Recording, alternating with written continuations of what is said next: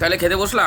খেতে বসলাম মানে কি আর করতে ওয়েট বসেছো? করতে ইলিশ পারছি উৎসব? না। আজকে বাড়িতে ইলিশ উৎসব বানিয়েছি, তা খেতে না বসলে হয়? তাহলে ইলিশ উৎসব শুধু সুন্দরবনে গিয়ে খেলে হবে না, মানে করলে হবে না, এখানে করতে হবে। বাড়িতেও আমি আজকে বানিয়ে দিয়েছি ইলিশ উৎসব। সুন্দরবনে কি খেয়েছো? আজকে বাড়িতে বানাবো। সত্যি এইদিকে ইলিশ মাছ ভাজা, এই যে ভাজা দিয়ে খাচ্ছি। একটা বড় ইলিশ আজকে এনেছি।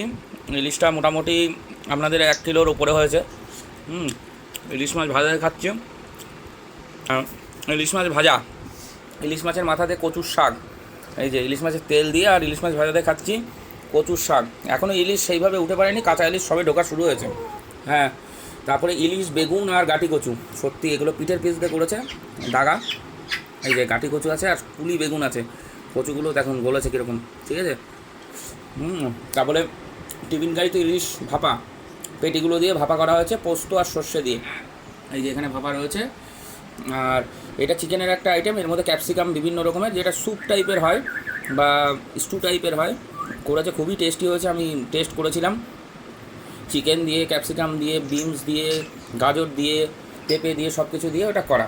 তারপরে আছে চিকেন কষা লাস্টে, একদম লাল লাল ঝাল ঝাল। ওর মধ্যে মোটামুটি আছে, রসুন আছে আর আলু আছে। ঠিক আছে, তবে ইলিশের 4টে আইটেম, ঠিক আছে।